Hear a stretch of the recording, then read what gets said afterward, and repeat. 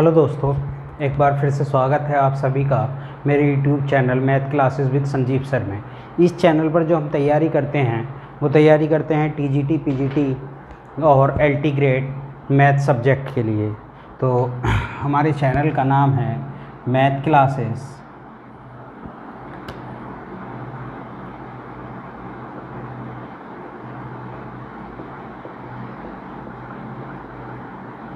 With Sanjeev sir. अभी तक जिसने भी हमारे चैनल को सब्सक्राइब नहीं किया है वो सब लोग अब मेरे चैनल को सब्सक्राइब कर लीजिए। यहाँ पर हम पूरा सिलेबस आप लोगों के लिए लेकर आ रहे हैं। टीजीटी, पीजीटी और एलटी ग्रेड के लिए टीजीटी, पीजीटी, एलटी ग्रेड और एनडीए। अभी तक हम आपको 7 क्लासें प्रोवाइड करा चुके हैं, जिसके अंदर हम लोगों ने इनइक्वलिटी के बारे में बात की थी, फंक्शन के बारे में बात की थी, टाइप ऑफ फंक्शन के बारे में बात की थी और कुछ स्पेशल फंक्शन हम लोग पढ़ रहे थे। पिछली क्लास में हमने मॉडुलस फंक्शन के बारे में बात की थी और मॉडुलस फंक्शन के बारे में हम लोगों ने बताया था। जिसने भी वो मेरी पिछली क्लासें नहीं देखी हैं, डिस्क्रिप्शन में मैं उसका लिंक दे दूँगा, आप वहाँ जाकर मेरी वो पिछली क्लासें देख सकते हैं। अभी जो हम बात करने वाले हैं, आज जो हम बात करने वाले हैं वो आज हमारी जो क्लास है, क्लास नंबर है हमारा आज का क्लास 8। और आज हम जो बात करने वाले हैं वो ग्रेटेस्ट इंटीजर फंक्शन के बारे में बात करने वाले हैं। ग्रेटेस्ट इंटीजर फंक्शन यानी कि GIF भी इसको कहते हैं, ठीक है। कुछ इस तरीके से f(x) ये ग्रेटेस्ट इंटीजर x का इस तरीके से कुछ ये बना होता है। ये ग्रेटेस्ट इंटीजर x हमारे लिए फंक्शन होता है। इससे रिलेटेड आप लोगों ने क्वेश्चन देखे होंगे टीजीटी के एग्जाम में, जैसे कि इंटीग्रेशन 0 से 1 to 1.5 greatest integer x² dx एक बार क्वेश्चन आया था सन 2013 के पेपर, सन 2011 के पेपर में। इसी तरीके से और भी एग्जामों में इससे रिलेटेड, जैसे कि 0 से 2 x² dx, ये भी एक बार क्वेश्चन आ चुका है। तो इससे रिलेटेड और ये लिमिट कंटिन्यूटी में भी इसके क्वेश्चन आ जाते हैं, जैसे कि एलटी ग्रेड में इसका आया था। तो इसको समझने के लिए, इसके क्वेश्चन को करने के लिए सबसे पहले हमें इसको समझना होगा कि ग्रेटेस्ट इंटीजर x होता क्या है। तो समझिए ग्रेटेस्ट इंटीजर क्या होता है। जैसे कि हमसे पूछा जाए कि आप 1.7 का ग्रेटेस्ट इंटीजर बताइए, तो देखिए ग्रेटेस्ट इंटीजर क्या होता है। अगर हम नंबर लाइन शो करें, नंबर लाइन पर ये 0 आपके लिए 1 आ गया, ये 2 आ गया और यहाँ कहीं 1.7 है, ठीक है। तो नंबर लाइन पर जिस पॉइंट का हमें ग्रेटेस्ट इंटीजर निकालना है, उसके लेफ्ट हैंड साइड में जो सबसे बड़ा इंटीजर है, तो लेफ्ट हैंड साइड में जो सबसे बड़ा इंटीजर है वो क्या है, 1 है। तो 1.7 का ग्रेटेस्ट इंटीजर क्या हो गया, 1 हो गया, ठीक है। समझ में आ गई बात। इसी तरीके से कोई सा भी देखिए 1 का इंटीजर तो खुद 1 तो खुद ही एक इंटीजर है, तो 1 का तो खुद ही 1 आ जाएगा। लेकिन अगर हम किसी की भी बात करें, अगर मैं बात करूं 1.6 की, तो 1.6 का भी ग्रेटेस्ट इंटीजर 1 ही हो जाएगा, क्योंकि 1.6 में के भी लेफ्ट हैंड साइड में जो सबसे बड़ा इंटीजर है वो क्या है, यहाँ पर 1 है। यानी नंबर लाइन पर जिस पॉइंट का भी हमें ग्रेटेस्ट इंटीजर देखना है, उसको ये देखना है कि नंबर लाइन पर तो उसके लेफ्ट हैंड साइड में जो सबसे बड़ा इंटीजर है वही क्या होता है, ग्रेटेस्ट इंटीजर होता है। चाहे हम किसी की भी बात कर लें, जैसे मैं 0.2 की ग्रेटेस्ट इंटीजर की बात कर लूँ, तो 0.2 के, अब देखिए ये क्या है आपके लिए, ये 0 हो गया, ये 1 हो गया और यहाँ कहीं 0.2 है। तो 0.2 से लेफ्ट हैंड साइड में जो सबसे बड़ा इंटीजर है वो क्या है, 0। हम इसे ऐसे भी समझ सकते हैं कि जब हमें पॉजिटिव नंबर का ग्रेटेस्ट इंटीजर लिखना होता है तो पॉइंट से पहले जो नंबर होता है वही ग्रेटेस्ट इंटीजर होता है। जैसे अगर मुझे 2.7 का ग्रेटेस्ट इंटीजर निकालना है तो दोस्तों क्या हो जाएगा, 2 हो जाएगा, क्योंकि लेफ्ट हैंड साइड में उसके जो सबसे बड़ा इंटीजर होगा वो क्या होगा, 2 होगा, ठीक है। तो ये समझ में आए। अब जरा माइनस के लिए बात कर लेते हैं। अगर माइनस के नंबर की देखी जाए, माइनस के नंबर, तो माइनस के नंबर में देखा जाए, जैसे मुझे -1.1 का ग्रेटेस्ट इंटीजर निकालना है, तो देखिए माइनस में क्या होता है, माइनस में यहाँ पर -2 आएगा, यहाँ पर -1 आएगा और ये कहीं -1.1 होगा। तो लेफ्ट हैंड साइड वाला एक सबसे बड़ा ग्रेटर इंटीजर है नंबर लाइन पर, तो लेफ्ट हैंड साइड में जो सबसे बड़ा ग्रेटर इंटीजर है वो क्या आ गया यहाँ पर -2, यानी इसका जो सबसे आपके लिए ग्रेटर इंटीजर आ जाएगा वो क्या आ जाएगा -1.1 का -2। यानी देखिए माइनस वाले नंबर में चाहे माइनस का कोई सा है, चाहे -1.7 हो, इसका भी -2 आ जाएगा। अच्छा -0.7 की बात करें तो देखिए यहाँ पर आ जाते हैं, तो ये आपके लिए क्या हो जाएगा -1, यहाँ 0 हो जाएगा, यहाँ पर कहीं माइनस के 0.7 आएगा, तो इसमें भी सबसे बड़ा इंटीजर ये क्या हो गया -1 हो गया। अच्छा -1 की ही बात करें तो -1 खुद में सबसे खुद ही इंटीजर है, तो उसमें तो कुछ सोचना है नहीं। तो माइनस वाले नंबर में क्या करते हैं, जैसे -3.2 का निकालना है ग्रेटर इंटीजर, तो -3 तो ये है ही, एक -1 अपने पास से कर देना है, ठीक है। जब भी माइनस का निकालना हो तो इसका क्या आ जाएगा -4, जब भी पॉइंट में नंबर हो। अच्छा -3 हो तो उसमें तो कुछ सोचना ही है, खुद ही इंटीजर है तो -3 आ जाएगा। तो समझ में आई बात आपको, यानी हमें नंबर लाइन पर लेफ्ट हैंड साइड में जो सबसे बड़ा इंटीजर है उसको यहाँ पर देखना है, वही हमारा क्या होगा इंटीजर होगा। ठीक है दोस्तों, इतनी बात समझ में आ गई। अब जरा ग्रेटर इंटीजर के बारे में थोड़ी सी बात कर लेते हैं, इसके ग्राफ के बारे में। ठीक है, इसका ग्राफ हम लोग देख लेते हैं यहाँ पर, ये ग्रेटेस्ट इंटीजर फंक्शन,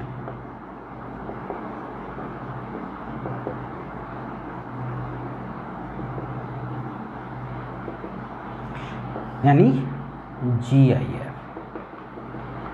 तो इसके ग्राफ के बारे में थोड़ी सी हम लोग बात करेंगे यहाँ पर। ग्राफ के द्वारा हम लोग, पिछले वाली वीडियो में भी मैंने बताया था कि ग्राफ के द्वारा किस तरीके से हम लोग 5, 6 से 7, 8, 10 तक क्वेश्चन, 10 से भी ज़्यादा क्वेश्चन हम लोग बहुत ईजिली सोल्व कर सकते हैं। जैसे कि हम ग्राफ के द्वारा पता लगा सकते हैं कि कोई फंक्शन 1 है कि नहीं है, कोई फंक्शन ऑनटो है कि नहीं है, यानी किसी फंक्शन का डोमेन क्या है, किसी फंक्शन की आपके लिए रेंज क्या है, कोई फंक्शन कंटिन्यूस है कि नहीं है, डिफरेंशिएबल है कि नहीं है, इवन है कि है, ओड है, पीरियोडिक है, ये सारी चीज़ें हम ग्राफ के द्वारा यहाँ पर पता लगा सकते हैं। तो हम इसका भी ग्राफ बना लेते हैं और ग्राफ के द्वारा देख लेते हैं कि किस तरीके से यहाँ पर क्वेश्चन निकल कर आते हैं, और क्वेश्चन के द्वारा ही हमारे जो है बहुत सारी चीज़ें और हमारी यहाँ पर क्लियर हो जाती हैं। थोड़ा सा मैं इसको मिटा देता हूँ और थोड़ा सा ऊपर हम लोग लिख लेते हैं। तो आ जाइए, ग्रेटेस्ट इंटीजर फंक्शन। आप लोगों के लिए खुशखबरी ये है कि आप लोगों के जो टीजीटी और पीजीटी की पोस्ट हैं, 16 से कुछ पोस्टें हैं, वो आपके 1 महीने के अंदर अंदर आने वाली हैं। तो आप लोग जल्दी से तैयारी में लग जाइए और तैयारी मेरे साथ करते रहिए। अब मैं रेगुलर आपके लिए वीडियो प्रोवाइड कराता रहूँगा और आप वीडियो के माध्यम से मेरे द्वारा तैयारी कर सकते हैं और अच्छे मार्क्स आप लोग ला सकते हैं। देखिए मेरे स्टूडेंट, मैं पहले से ही पढ़ाता आ रहा हूँ, मेरे कम से कम 30 से 35 स्टूडेंटों ने अभी तक टीजीटी, पीजीटी और एलटी ग्रेड क्लियर किया हुआ है। 2016 का टीजीटी में भी नंबर है और 2018 में जो एलटी ग्रेड निकले थे उसमें भी मेरे 10 स्टूडेंटों का नंबर है। ठीक है जी, तो आप लोग विश्वास रखिए और तैयारी करते रहिए, और तैयारी आप अच्छे से करेंगे तो आपका भी सिलेक्शन बहुत जल्दी ही हो जाएगा। लेकिन चैनल को ज़्यादा से ज़्यादा संख्या में सब्सक्राइब कीजिए, क्योंकि जब तक आप सब्सक्राइब नहीं करेंगे तो मुझे हौसला नहीं मिलेगा। लाइक कीजिए, शेयर कीजिए वीडियो को और देखिए, बहुत अच्छे से आप लोगों की तैयारी इस चैनल पर होती रहेगी। क्योंकि देखिए और कोई भी चैनल आप लोगों को तैयारी कराएगा तो रेगुलर बेस पर नहीं पढ़ाएगा कि इस क्लास के बाद ये नंबर, इस क्लास के बाद ये। वो क्या काम करते हैं, वो कोई सी भी वीडियो कहीं से भी आप लोगों को लिए डाल देते हैं, फिर वो चीज़ आपको समझ में नहीं आती है। यहाँ रेगुलर मैं आप लोगों को अभी फंक्शन पढ़ा रहा हूँ, फंक्शन से रिलेटेड, फिर उसके बाद मैं आप लोगों के लिए सारी बुक अलजेब्रा है, कैलकुलस है, कोऑर्डिनेट है, टिग्नोमेट्री है, ये सारी बुक आपके लिए 1 बाई 1 चैप्टर वाइज, और चैप्टर के बाद टेस्ट वगैरह भी मैं सारी चीज़ें आप लोगों के लिए प्रोवाइड कराऊंगा। ठीक है, तो ग्रेटर इंटीजर फंक्शन के हम ग्राफ की बात कर रहे थे, तो f(x) = ग्रेटर इंटीजर x। तो देखिए अभी अभी हमने देखा, सबसे पहले इसको नंबर हम लोग लिख लेते हैं। देखिए ये आपके लिए x की वैल्यू यहाँ रख लेते हैं और y = या f(x) = ग्रेटर इंटीजर x की। देखिए अभी अभी हमने देखा कि 0 का ग्रेटर इंटीजर अगर मैं निकालता हूँ तब भी 0 आता है, 0.1 का निकालता हूँ तब भी 0 आता है। अगर मैं 0.2 का ग्रेटर इंटीजर निकालता हूँ तब भी 0 आता है। इसी तरीके से अगर मैं 0.9 का ग्रेटर इंटीजर निकालूंगा तो वो भी 0 आएगा। यानी कुल मिला के कहने का मतलब ये है कि अगर x की वैल्यू में 0 से लेकर और 1 तक रखूँ, देखिए यहाँ पर 0 पर मैंने इक्वल लगाया, यानी 0 रखा है लेकिन 1 नहीं रखा, 1 से पीछे यानी 1 से छोटी वैल्यू, तो वहाँ पर ग्रेटर इंटीजर क्या आएगा, y is equal to always क्या वैल्यू आएगी, 1 वैल्यू आएगी। अब इसी तरीके से x की वैल्यू मैं कितनी रख देता हूँ, 1 से 2 के बीच, तो y की वैल्यू कितनी आ जाएगी यहाँ पर, नहीं 0 आएगी इसमें, ठीक है। और यहाँ पर y की वैल्यू क्या आ जाएगी, 1 आ जाएगी। इसी तरीके से हम 2 से और 3 के बीच में रख देते हैं तो y की वैल्यू कितनी आ जाएगी आप लोगों के लिए, 2 आ जाएगी। इसी तरीके से मैं रखता हूँ यहाँ पर -1 से लेकर और 0 तक, तो आपकी y की वैल्यू कितनी आ जाएगी, -1 आ जाएगी। और अगर मैं -2 से लेकर और -1 तक रखता हूँ तो y की वैल्यू -2, क्योंकि मैंने बताया था -2 का भी आप लोगों के लिए -2 आएगा और -1.9 का भी आप लोगों के लिए कितना आएगा, -2 आएगा। इसी तरीके से आप वैल्यू रख सकते हैं, तो सारी वैल्यू जो है यहाँ पर आ जाएंगी, ठीक है। अब इसका ग्राफ बनाने की कोशिश हम लोग करते हैं, ठीक है। तो यहाँ पर ग्राफ खींचते हैं। ओहो, मार्कर हमारा खराब हो गया है ये, देखिए इसको हमने यहाँ पर ड्रॉ कर लिया। अच्छा, इसको एक नाम से और जाना जाता है, GIF तो हम कहते ही कहते हैं, एक इसको हम स्टेप फंक्शन भी कहते हैं, स्टेप फंक्शन, और बहुत ही काम का फंक्शन है। असल में आप लोगों ने देखा होगा कि इस फंक्शन को ना ही तो हमारे इंटर लेवल पे पढ़ाया जाता है ना BSc लेवल पर। हाँ, जो CBSE से पढ़े हुए लोग हैं वो तो इसको पढ़ते हैं, लेकिन जो UP बोर्ड वाले बच्चे हैं वो इसको नहीं पढ़ते हैं। तो आप लोग इसको ठीक से समझ लीजिए, क्योंकि ये बहुत ही इंपॉर्टेंट टॉपिक है। कम से कम 1 या 2 क्वेश्चन इससे रिलेटेड आ जाता है, तो आप लोगों का वो छूटेगा नहीं।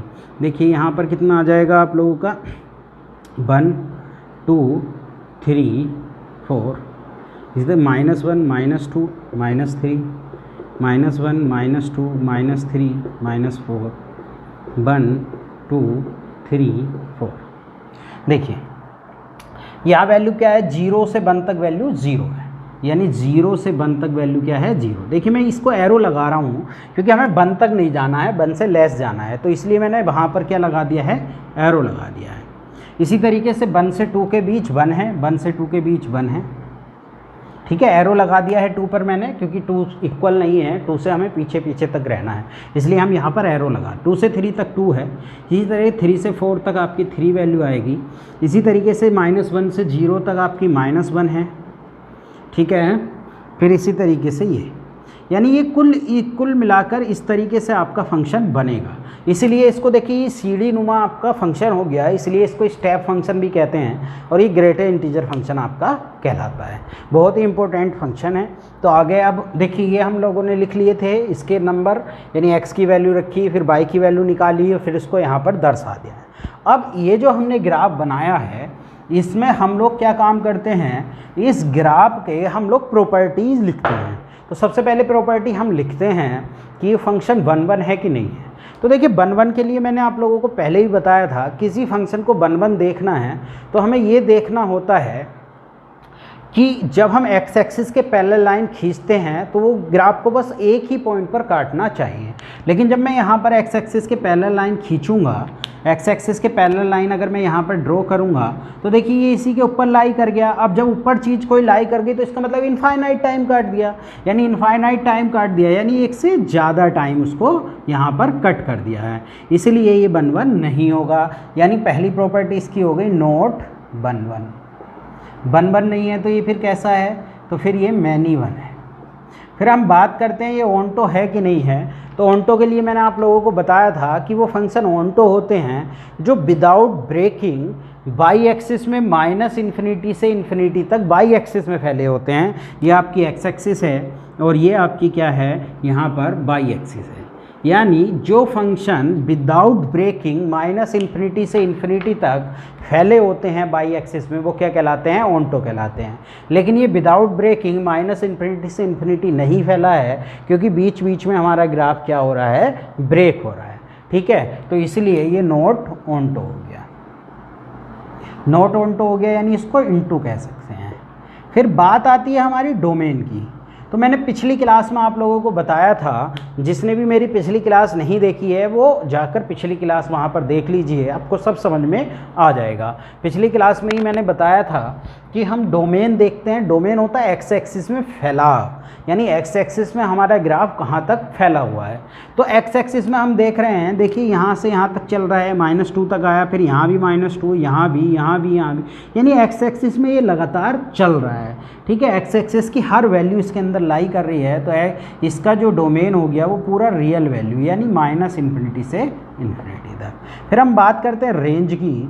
तो देखिए रेंज में वैसे भी इसके नाम से ही आप लोगों को जाहिर हो रहा है कि ये इंटीजर है, यानी ग्रेटर इंटीजर है, यानी इंटीजर वैल्यू। जब मैं कोई सी भी वैल्यू इसमें रख रहा हूँ तो वो निकल कर तो इंटीजर ही आ रहा है ना। कुछ भी वैल्यू अगर मैं रख रहा हूँ तो आ तो इंटीजर ही रहा है, यानी बाई की वैल्यू क्या दे रहा है, वो इंटीजर। और क्या बताया था मैंने, रेंज होती है बाई एक्सिस में फैलाव, यानी बाई की उसकी कौन कौन सी वैल्यू इसमें लाई करती हैं और कौन सी नहीं।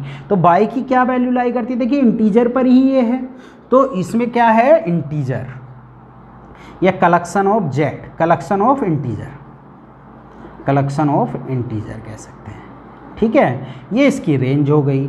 अब ये कंटिन्यूस तो है नहीं फंक्शन, देखिए ब्रेक हो रहा है, 1 पर ब्रेक हो गया, 2 पर ब्रेक हो गया, 3 पर ब्रेक हो गया, यानी इंटीजर पॉइंट पर ये ब्रेक हो रहा है, तो discontinuous at integer, discontinuous at integer.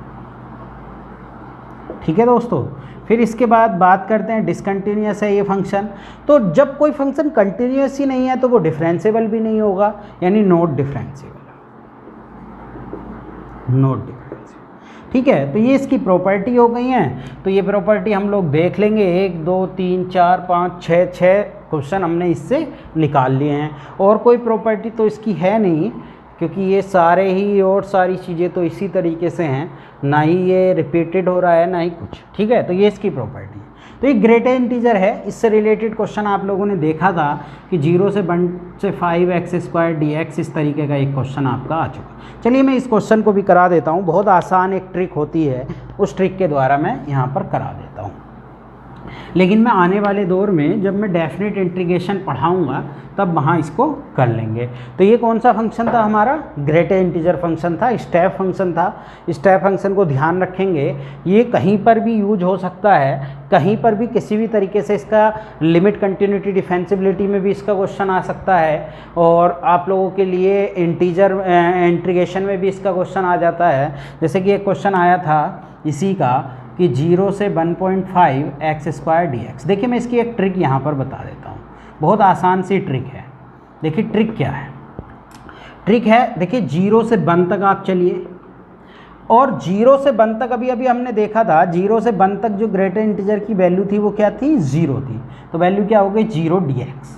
ठीक है, अभी हमने देखा था, अभी मैंने पढ़ाया था। तो सबसे पहले 0 से 1 तक चलिए, 0 dx। लेकिन अगर ये स्क्वायर है तो लिमिट में उसका उल्टा चढ़ना है, लिमिट में क्या कर देंगे हम, स्क्वायर रूट कर देंगे।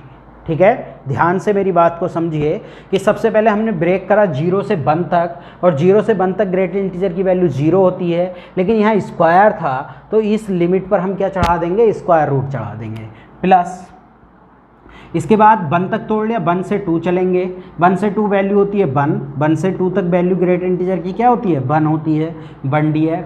लेकिन यहाँ क्या है, स्क्वायर, तो यहाँ पर क्या कर देंगे, स्क्वायर रूट। अब देखिए स्क्वायर रूट 2 की वैल्यू 1.414 होती है, लेकिन हमें कहाँ तक जाना, 1.5 तक जाना है। तो आगे चलिए, आगे चलेंगे तो प्लस के 2 से 3 तक चलेंगे, 2 से 3 तक वैल्यू कितनी होगी, 2 हो गई dx। देखिए जो भी लोअर लिमिट होती है ना वही वैल्यू रखी जाती है, जो भी लोअर लिमिट होती है, ध्यान रखिएगा। फिर आप क्या चढ़ा देंगे, स्क्वायर रूट, स्क्वायर रूट। लेकिन स्क्वायर रूट 3 की वैल्यू 1.732 हो गई, ये ज़्यादा हो गई, तो इसको हटा के यहाँ से क्या रख देंगे, 1.5, क्योंकि हमें 1.5 तक ही यहाँ पर जाना है। अब इसको सोल्व कर लीजिए। देखिए सोल्व करने का भी बहुत आसान तरीका बताता हूँ, कोई इंटीग्रेशन नहीं करना है, डिफरेंस ही तो आएगा। तो 1 बाहर लिखिए, इसका डिफरेंस स्क्वायर रूट 2 माइनस 1 का डिफरेंस, प्लस 2 बाहर लिखिए, 1.5 माइनस स्क्वायर रूट 2 का डिफरेंस। बस खत्म कहानी, कुछ भी इंटीग्रेशन नहीं करना। यही तो ट्रिकें होती हैं, यही तो टाइम आपका बचाती हैं एग्जाम टाइम में।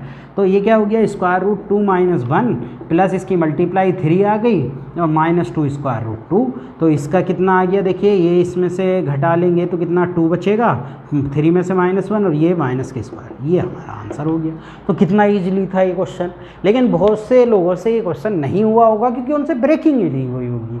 ब्रेकिंग क्यों नहीं हुई होगी? क्योंकि ग्रेट इंटीजर फंक्शन को हम लोग जानते नहीं हैं, तो ग्रेट इंटीजर फंक्शन हम लोगों ने पढ़ा नहीं है, इसलिए हमसे इसकी ब्रेकिंग भी नहीं हुई होगी। ठीक है दोस्तों, अब ये तो बात हुई ग्रेट इंटीजर फंक्शन की। अब हम बात करते हैं fractional part of x. Fractional part of x एक फंक्शन होता है आपका, एक फंक्शन होता है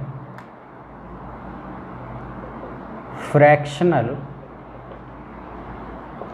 पार्ट ऑफ एक्स।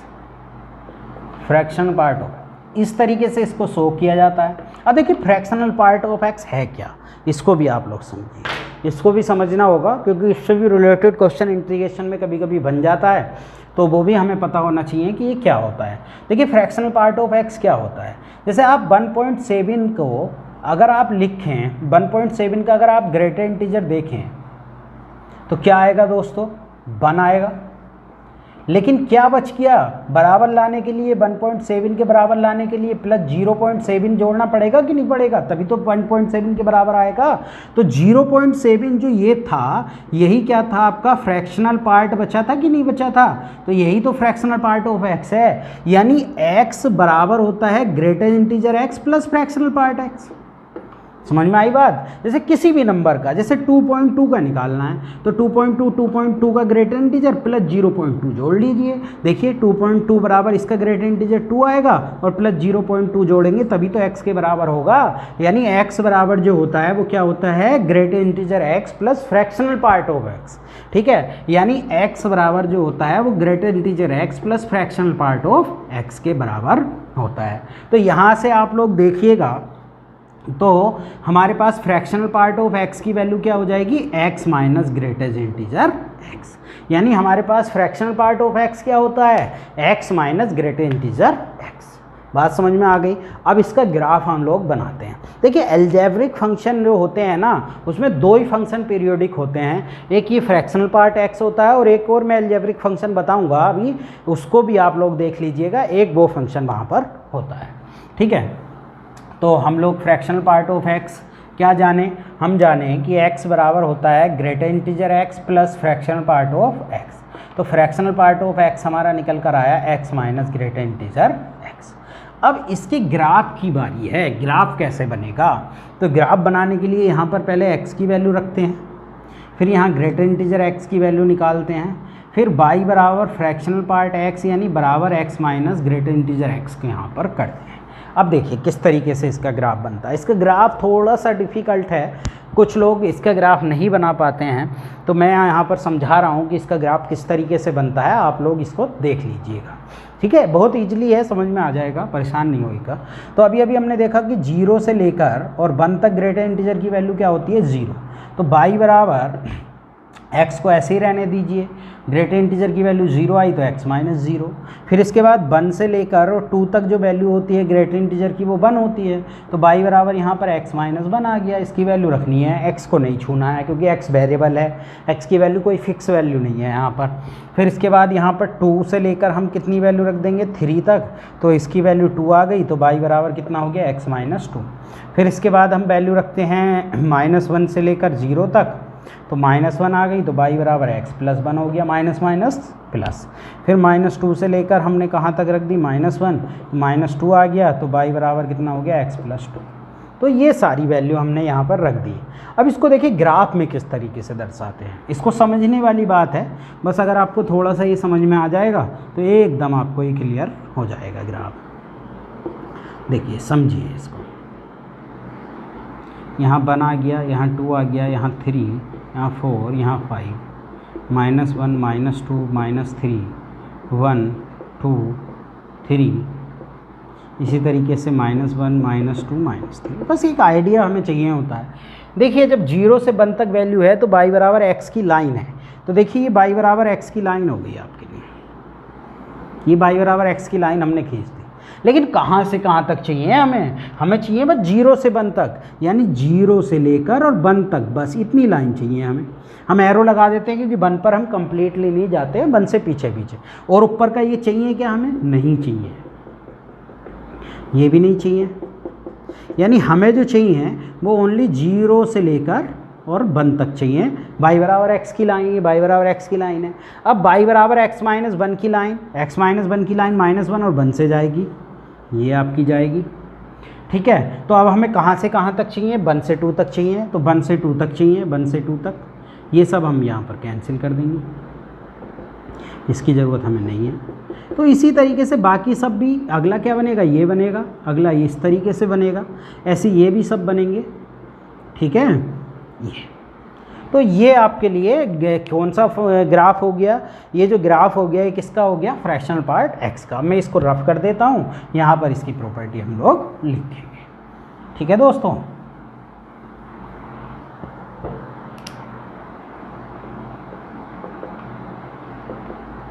ये हम पढ़ लेते हैं। तो सबसे पहले हम 1 चेक करते हैं। 1 चेक करने के लिए हम क्या करते हैं, x एक्सिस के पैरेलल लाइन खींचते हैं और देखते हैं कि x एक्सिस के पैरेलल लाइन उस ग्राफ को एक पॉइंट पर कट कर रही है तो 1 है, और एक से ज़्यादा पर कर रही है तो 1 नहीं है। तो हमने x एक्सिस के पैरेलल लाइन खींचा, देखा एक से ज़्यादा पॉइंट पर कट कर रही है ये, तो एक से ज़्यादा पॉइंट पर कट कर रही है, तो इसलिए ये ग्राफ हमारा 1 नहीं है। यानी ये क्या आ गया हमारे लिए, नॉट 1। जब 1 नहीं है तो क्या है, मैनी 1। ये डायरेक्ट भी पूछ लिए जाते हैं, ठीक है, डायरेक्ट भी 1 पूछ लिए जाते हैं कि ये 1 है कि नहीं है, तो इसको अच्छे से समझ लीजिएगा आप, ये पूछ लिया जाता है। फिर इसके बाद आपका आता है ऑनटो मैंने बताया था बाई एक्सिस में -∞ से इन्फिनिटी फैला होना चाहिए, लेकिन ये 0 से 1 तक ही है, 0 से 1 तक ही है, 0 से 1 तक ही है, तो इसलिए हमारा ये क्या हो गया, नॉट ऑनटो, क्योंकि पूरा नहीं फैला हुआ है ये बाई एक्सिस में, तो इनटू हो गया। फिर इसके बाद डोमेन की बात करें तो डोमेन में तो अभी हमने देखा x एक्सिस में फैला, अब x एक्सिस में तो ये पूरा ही फैला हुआ है, क्योंकि x की एवरी वैल्यू इसमें एग्जिस्ट कर रही है। कोई सी भी x की वैल्यू आप रख दो, उसका फ्रैक्शनल पार्ट जरूर निकल कर आएगा। ठीक है, तो इसलिए डोमेन क्या हो गया, रियल हो गया, यानी क्या हो गया, -∞ से ∞।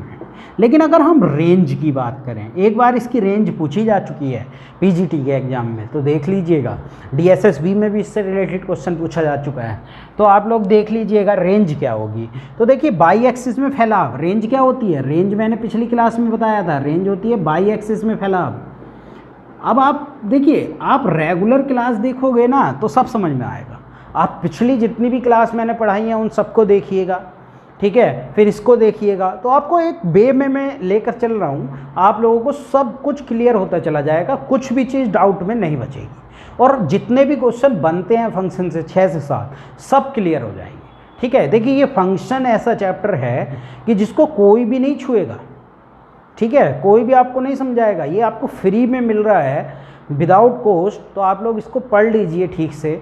ठीक है, तो रेंज क्या हो गई, रेंज आप देखोगे तो रेंज क्या हो गई, देखो 0 से 1 तक, 0 से 1 बाई एक्सिस में तो बस 0 से 1 तक ही फैला है ना, ये यहाँ से यहाँ तक 1 तक जा रहा है बस, ऐसे यहाँ से यहाँ तक भी 1 तक, यहाँ से यहाँ, तो 0 से 1, 0 पर तो फंक्शन है लेकिन 1 तक पूरा नहीं पहुँच रहा है, तो 0 से 1 तक इसकी क्या हो गई, रेंज हो गई।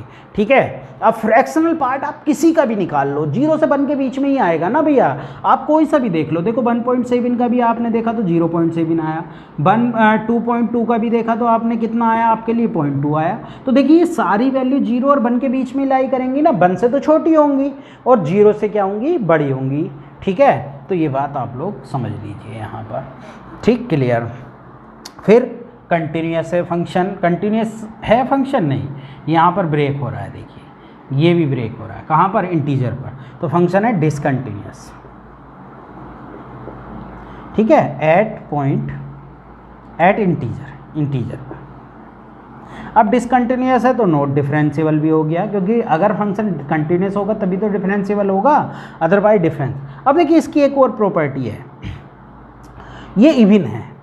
इवन कौन से फंक्शन होते हैं, मैंने पिछली क्लास में भी बताया था, बाई एक्सिस के अबाउट सिमेट्री जो बनती है। तो देखिए ये बाई एक्सिस है, इधर और इधर सेम ग्राफ है, ठीक है, तो बाई एक्सिस के अबाउट सिमेट्री में जो फंक्शन होते हैं वो सब क्या होते हैं, इवन फंक्शन होते हैं। फिर एक खासियत और है इस फंक्शन की, वो खासियत थोड़ी सी यूनिक है क्योंकि अलजेब्रिक फंक्शन में वो देखने को नहीं मिलता। ये जो खासियत है इसकी वो ये है कि ये फंक्शन पीरियोडिक फंक्शन है, यानी इसका एक पीरियड है। पीरियोडिक फंक्शन क्या होते हैं? वो फंक्शन पीरियोडिक फंक्शन होते हैं जो किसी एक समय अंतराल के बाद अपनी शेप को रिपीट करें। जैसे देखिए यहाँ से यहाँ तक चले, फिर इसने अपनी शेप को रिपीट कर दिया, यहाँ से यहाँ तक चले फिर अपनी शेप को रिपीट कर दिया, यहाँ से यहाँ तक चले फिर अपनी शेप को रिपीट कर दिया। तो किसी एक निश्चित अंतराल के बाद जो ग्राफ अपनी शेप को रिपीट करते हैं, दोहराते हैं, वो क्या कहलाते हैं? Periodic function. तो ये कैसा फंक्शन है आपके लिए? Periodic function. ये आपके लिए कैसा फंक्शन है? Periodic function. और इसका एक पीरियड है। इसका पीरियड क्या है? देखिए कितने समय अंतराल के बाद वो अपनी शेप को रिपीट कर रहा है, वो उसका क्या कहलाता है? पीरियड कहलाता है। तो देखिए 0 से 1 यानी 1, 0 से 1 यानी 1 डिस्टेंस के बाद वो अपनी शेप को रिपीट कर रहा है, तो इसका पीरियड क्या है दोस्तों? 1। ये पीरियड में भी क्वेश्चन पूछा जाता है इसका, ठीक है। जब मैं पीरियड वाला चैप्टर पढ़ाऊंगा तब इसका यूज होगा, तो आप लोग ध्यान रखिएगा। तो ये सारी प्रॉपर्टी हमने किसकी निकालनी? Fractional part of x. तो फ्रैक्शनल पार्ट ऑफ एक्स को आप लोग यहाँ पर समझ गए होंगे, ठीक है। फ्रैक्शनल पार्ट ऑफ एक्स जब इन सब का क्वेश्चनों में यूज होगा ना, तो आप लोग बहुत आसानी से ये सारे क्वेश्चन आप लोग सोल्व कर लेंगे। एक और अलजेब्रिक फंक्शन है, उसका बेसिकली कोई नाम तो है नहीं, अलजेब्रिक फंक्शन है, algebraic function F X is equal to greater integer X plus minus greater integer X. ये एक और फंक्शन होता है, इसको और समझ लीजिए। देखिए अगर मैं इंटीजर पॉइंट की बात करूं, देखिए समझिए, अगर मैं एट इंटीजर की बात करूं, इसको ब्रेक करना थोड़ा सा देख लीजिए एक बार। अगर मैं इंटीजर की बात करता हूं तो अगर मैं 1 का ग्रेटर इंटीजर निकालूं तो 1 ही आएगा, और -1 का निकालूं तब भी -1 ही आएगा। यानी अगर मैं x का ग्रेटर इंटीजर पॉइंट पर करता हूं तो x ही आएगा, और अगर -x का करूंगा तो -x ही आएगा, ठीक है। तो ये क्या हो गया आपके लिए? ग्रेटर इंटीजर कितने के बराबर हो गया? ये माइनस ग्रेटर इंटीजर x के। तो ये कितना आ गया आपके लिए? x, और ये माइनस ग्रेटर इंटीजर x, यानी कितना आ गया? 0। यानी इंटीजर जितने भी इंटीजर पॉइंट पर हैं उसकी value greater integer x plus minus greater integer x की f(x) की वैल्यू वहाँ पर क्या आएगी? 0 आएगी।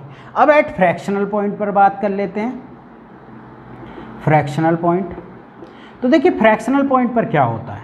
जैसे मैं फ्रैक्शनल पॉइंट की बात करूं तो फ्रैक्शनल पॉइंट पर -1 की बात करें तो 1.1 का क्या आएगा? 1 आएगा। यानी कि ये कितने के बराबर आ जाएगा? बिल्कुल सिंपल, ये x के बराबर ही आ जाएगा। लेकिन अगर मैं बात करूं -1.1 की तो ये कितने के बराबर आएगा? -2।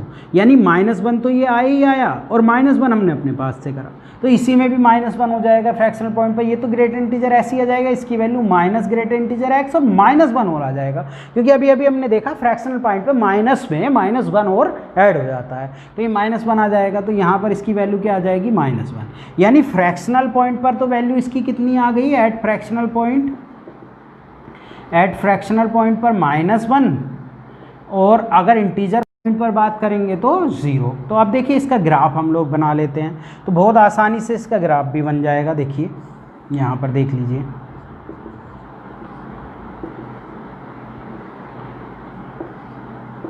-1 2 3 4 -1 -2 -3 -4, वो सॉरी प्लस के आएंगे इधर को, -1 -2 -3 -1 -2 -3।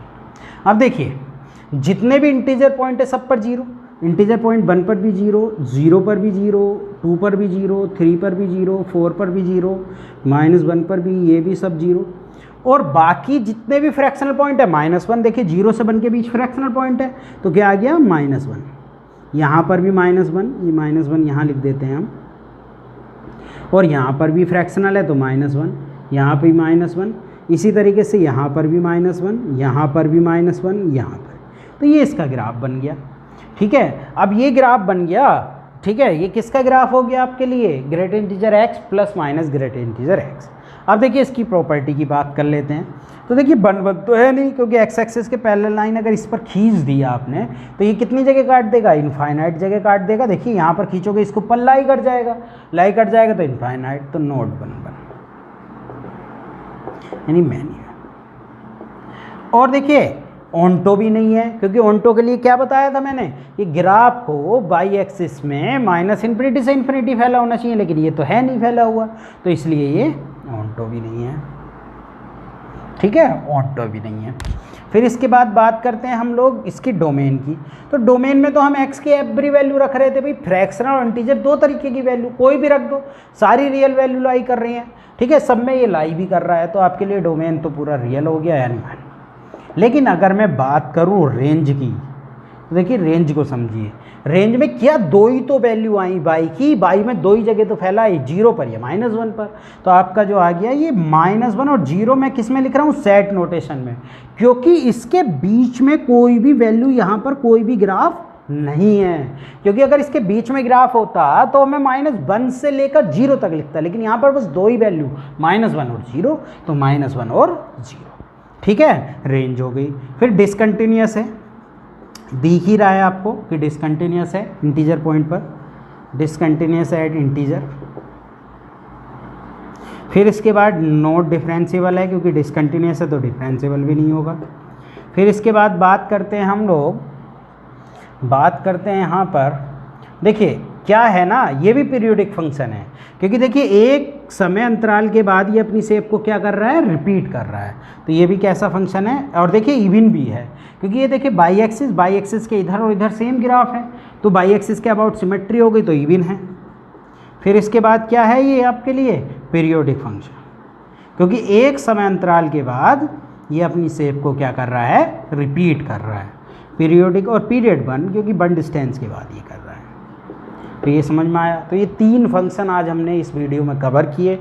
अगर आप लोगों को मेरी ये वीडियो पसंद आ रही हैं तो प्लीज़ मेरे चैनल को सब्सक्राइब कीजिए और लाइक का बटन दबा दीजिए, और उसके बाद इसको शेयर कीजिए ज़्यादा से ज़्यादा, जो लोग भी टीजीटी की तैयारी करने जा रहे हैं वो लोगों के लिए। और देखिए खुशखबरी आपके लिए है कि जल्द से जल्द आपकी टीजीटी की पोस्टें आने वाली हैं, तो आप लोग इसी तरीके से लगे रहिए। धन्यवाद।